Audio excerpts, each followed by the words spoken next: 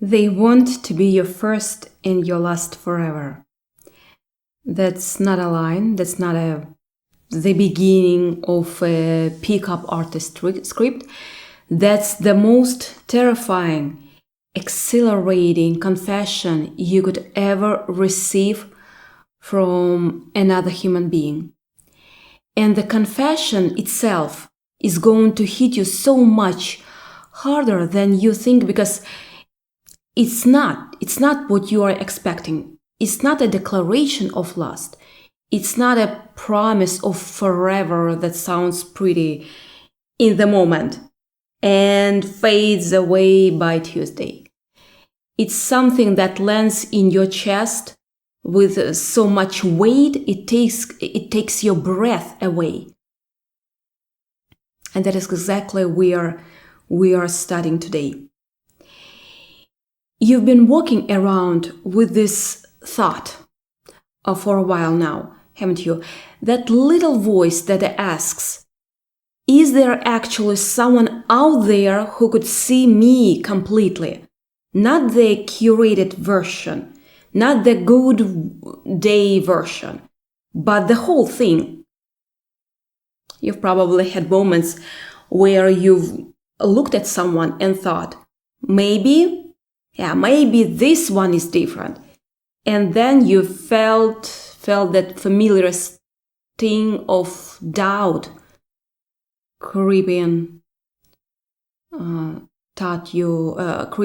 because life has taught you that people usually want parts of you. They want your smile or your energy or your attention when it is convenient.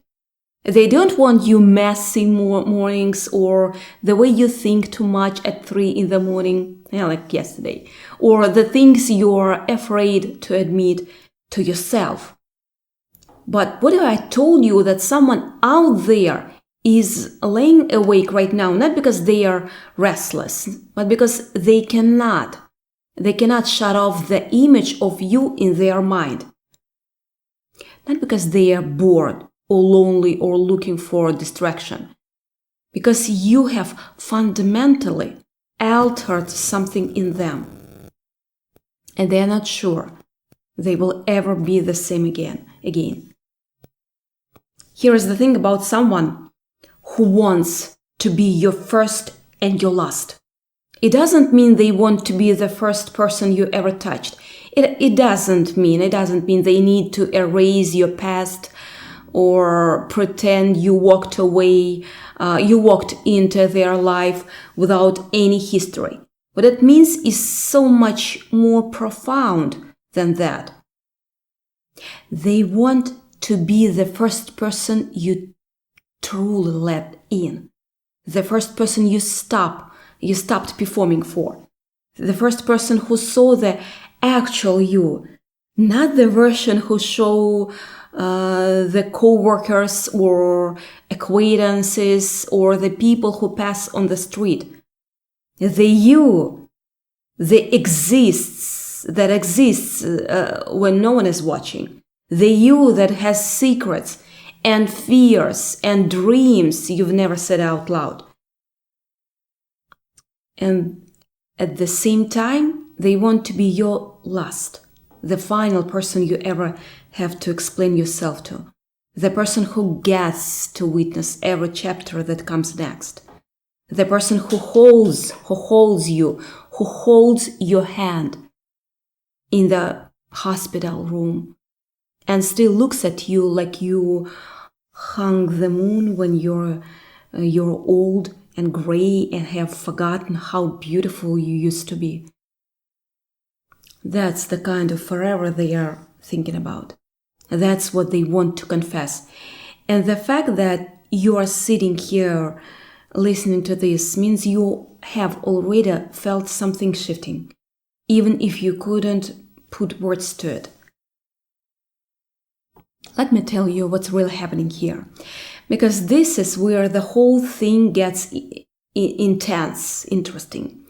There is someone in your life, maybe someone you've known for a while, maybe someone who's been just out of reach, who has been watching you in a way you haven't fully clocked. Not because you are not observant, but because they have been careful.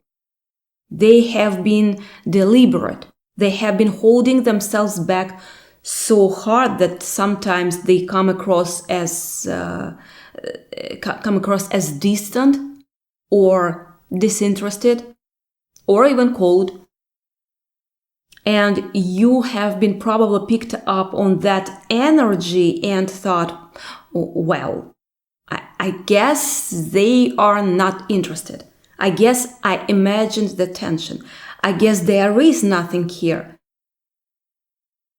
But what you didn't realize is that the distance wasn't a lack of interest. It was in an overflow of it. It was them trying to contain something that felt too big to let out. It was them asking themselves over and over again, what if I am too much for them? What if the depth of what I feel actually scares them away? What if I say this thing and they look at me with pity or fear or confusion and I lose them forever? So they did what we all do when we're terrified. We pulled back.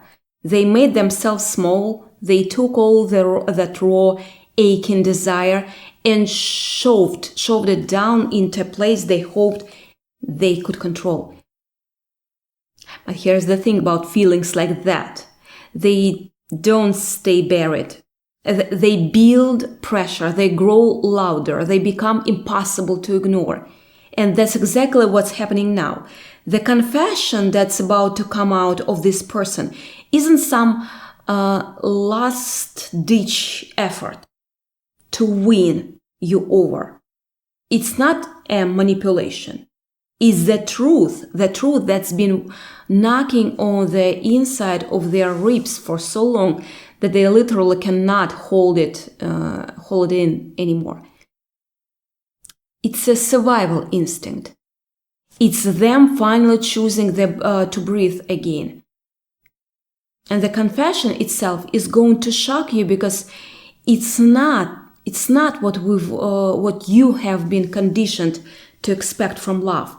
We have been fed this narrative that love is supposed to be easy, that the right person shows up and everything clicks and there is no fear or hesitation.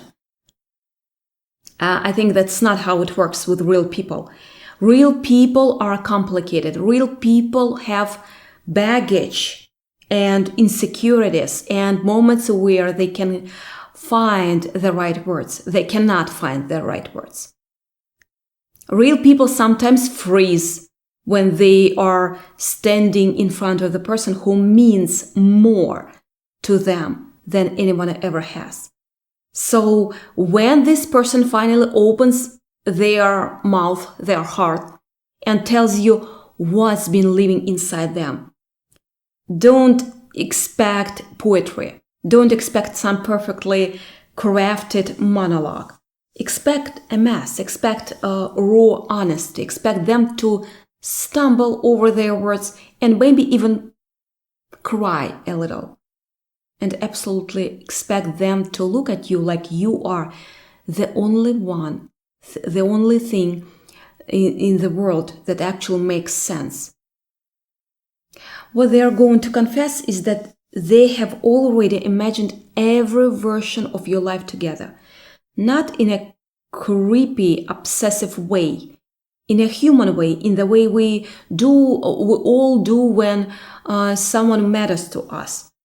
They have pictured walking with you, waking up next morning on Sunday morning with a terrible breath and tangled hair and still thinking you are the most beautiful thing they have ever seen. They've pictured holding your hand while you're both too tired to speak. They've pictured arguments that end in laughter and misunderstandings that become inside jokes. Yeah, inside jokes. They have pictured growing old with you in a way that feels more real to them than any fantasy ever has. And they have pictured this with such detail that the thought of not having it actually makes their chest feel hollow. That's the kind of confession we're talking about. Not just I want you, but I want every single part of you, even the hard parts. And I'm not going anywhere. And I'm terrified of that because I've never felt this way before. That the celibacy part of all of this is something that needs to be understood correctly, because it's so easy to misunderstand. Your celibacy isn't just about not touching anyone or not being intimate with anyone. Celibacy isn't a punishment you've been enduring until the right person comes along. Your celibacy is actually a gift you've given yourself. It's a boundary you put up because you knew something wasn't right. You knew that giving parts of yourself to the wrong people was costing you more than you were willing to pay. And you made a decision, consciously and unconsciously, to stop offering yourself to people who couldn't receive you fully. That's what celibacy really is. It's a refusal to settle for less than the real thing. It's a declaration to the universe that you are done pretending. And the person who wants to be your first and your last sees that. They understand it on a level that surprises them, even them. They are not intimidated by your history. They are not trying to compete with anyone from your past.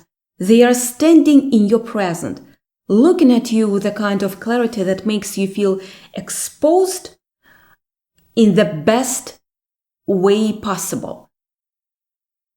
And they are waiting for the moment when you are ready, really ready to let them in. Not because they need something from you, but because they want to give you something you've been begging for without realizing it. Safety, commitment, the knowledge that you are finally done looking. Now, you might be asking yourself why it's taken this person so long to say something. You might have been waiting and wondering and doubting. And I want to give you the honest answer to that question. It's not because they don't care. It's because they care so much that they have been terrified of messing it up. They've been rehearsing this conversation in their head 100 different ways, trying to figure out how to say it without overwhelming you, without sounding desperate, without making you feel pressured. Yeah, pressure, that's important. They've gone back and forth about timing. Is this the right moment? Should I wait until they are in a better place? Should I wait until I'm more stable? Should I wait until I feel ready? And somewhere along the way, they realized that waiting was actually the coward's way out. That there is no perfect time. That the only thing waiting was doing was giving more opportunities for fear to win. And they are done letting fear win. So the confession is coming. It's coming soon. And when it does, it's going to feel like the ground underneath you has shifted. Because here's the truth that nobody tells you about a confession like this. When someone says they want to be your first and your last, And they are not sure, they are not just talking about being romantic partners. They are talking about being a part of your life in a way that changes everything. I saw that 100 times during my practice. They are saying that they want to be your comfort, your confidant, your teammate, your home base. They are saying that they want to be the person you call when you get good news and bad news. The person who sees you at your worst and still chooses to stay. The person who knows every dark corner of your mind and loves you anyway. And that level of commitment is rare. It's the kind of thing that the thing people write songs about. Is the kind of thing you spend years looking for. And when you finally find it, it's easy to question it because it feels too good to be true. But it's not. It's real. This person has already started making adjustments in their own life to accommodate you. Not because you asked, because they want to. They've been working on the parts of themselves that they know are not fully ready for you yet. They have been healing old wounds, letting go of patterns or partners that would hurt you, learning to communicate better. They have been doing all of this in the background quietly without needing recognition or praise. And they have been doing it for one reason. They want to show up for you as the best version of themselves. They want to give you a love that's solid and dependable and safe. They don't want to be the person who breaks your heart. They don't want to be the regret you carry into your next relationship. They want to be the person who finally makes you believe that love actually can last. Now I need you to understand what they are feeling right now because it explains so much about their behavior. They are not scared of you, scared of losing you, scared that if they reveal how deep this goes, you might run, scared that you will think they are moving too fast or that their feelings are disproportionate to the time you've spent together. But here is the thing that makes them different from everyone who came before. They are choosing to be vulnerable anyway. They are choosing to risk their rejection because the possibility of having you is worth more than the comfort of staying silent.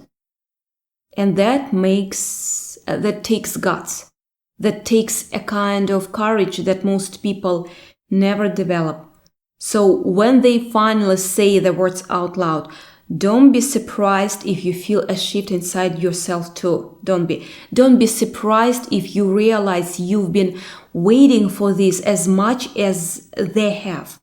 Don't be surprised if you feel a kind of a relief, like something you didn't even know you were holding onto. Finally, let go. Let go. Think about what it's going to be like when you know you're not just someone's option. When you are not in a placeholder until something better comes along. When you're not the person who they settle for because they are afraid of being alone. Think about what it's going to feel like to be chosen truly and completely by someone who has no interest in anyone else. Someone who looks at you like you are the center of their universe. Not because they are codependent, because they genuinely believe that what you have is extraordinary. Because they genuinely believe that you were made for each other in a way that transcends logic or convenience. Because they have seen you, all of you, and they are still here. Let me tell you something else that's going to surprise you. The person who wants to be your last forever isn't looking for a perfect partner. They don't expect you to have all your issues resolved by the time you get together. They don't expect you to be some polished, flawless version of a human being. They know you will have bad days. They know you will say things you regret. Yeah. They know there will be moments when you irritate each other and moments when you feel disconnected. They know all of that. And they still want to be with you. Because to them, the imperfections are part of the beauty. The rough edges are what makes you interesting. The challenges are what make the connection worth fighting for. They are not romanticizing you. They are seeing you clearly. And that's the rarest thing of all. Yeah, it happens, but the rarest. So when you think about the person who wants to be your first and your last, think about what that actually means in real, tangible terms. It means that they want to be the person you come home to after a terrible day. It means they want to be the person who holds you when you're sad and celebrates you when you're happy. It means they want to build something real and lasting, the kind of thing that cannot be destroyed by any argument or a moment of doubt. It means they are in it for the long haul, even on the days when the long haul doesn't feel romantic. It means they have already decided you are worth the effort, the patience, the work. And they have decided that without you having to prove anything, without you having to perform or earn or impress, just because you are you. Now, if you have been carrying around the weight of past disappointments, past heartbreaks, past people who let you down, I want you to understand that this is different. This person isn't those people. You cannot protect your history project your history onto them and assume they will break your heart the same way.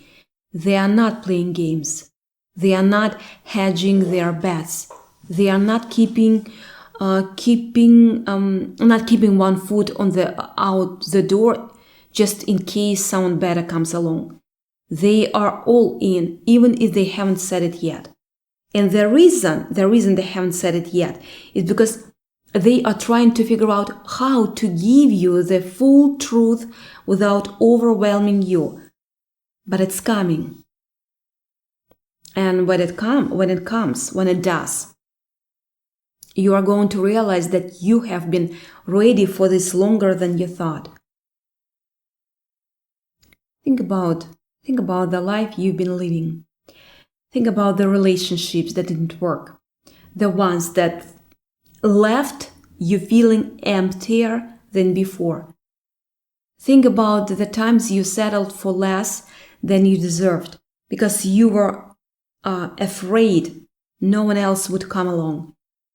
And now think about what it would feel like to finally receive the kind of love you have been dreaming about, praying, yeah. The kind of love that doesn't make you question yourself. the kind of love that doesn't leave you guessing, the kind of love that's steady and present and real and feels like home. That's what this person wants to give you. And the confession they are about to make is going to change the way you see everything. Because here is the really wild part. Once you hear it, you are not going to be able to unhear it. Once you know that someone looks at you the way this person does, you are never going to be able to settle for anything less again. You are going to feel differently about yourself. You are going to hold yourself to a higher standard. You are going to realize that the love you've been waiting for is actually possible, and it's standing right in front of you, maybe closer than you realize. And that's going to terrify you for a minute. Change is always scary, you know that, but it's also going to liberate you. You are going to feel lighter, freer, more present, and you are going to stop looking over your shoulder for the other shoe to drop. You are going to stop expecting disappointment. You are going to start believing that maybe this is really happening. And when the confession comes, when they finally say the words they have been holding in for so long, I want you to receive it fully. I want you to let it land without questioning it, without analyzing it, without trying to find the hidden catch. Trust me when I say that the catch is that there is no catch. This is real. The person who wants to be your first and your last is not trying to sell you a fantasy. They are trying to give you a reality that's better than anything you could have imagined because you didn't allow yourself to imagine it. You thought it was too good to be true. You thought people that didn't exist, but they do. And one of them is standing in front of you, waiting for the moment when you are ready to hear the truth. So take a breath. Let yourself feel the weight of what's being offered. Let yourself imagine what it would be like to wake up tomorrow and know that you are finally someone's priority. Not a convenience, not a backup, not a distraction, the real thing. And then get ready because the confession is coming. And when it does, you are going to understand exactly why your celibacy had to end with this person. Because they were the one all along. They were the one worth waiting for. And now that you know it, everything changes. The life you've been building, the love you've been hoping for, the future you've been too afraid to picture, it's all becoming real. The person who wants to be your first and your last is about to turn that potential into something you can actually touch and hold and live inside. It's happening. And you are ready. You have been ready.